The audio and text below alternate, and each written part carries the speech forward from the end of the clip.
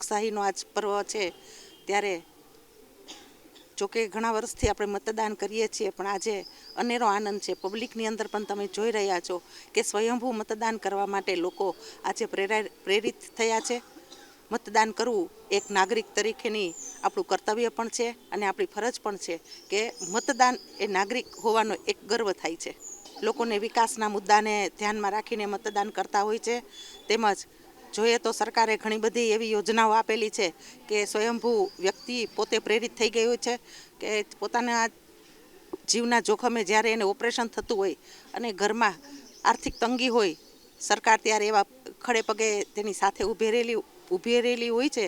ત્યારે લોકોને અહેસાસ થતો હોય છે કે ખરેખર સરકારે અમારું ધ્યાન રાખેલું છે.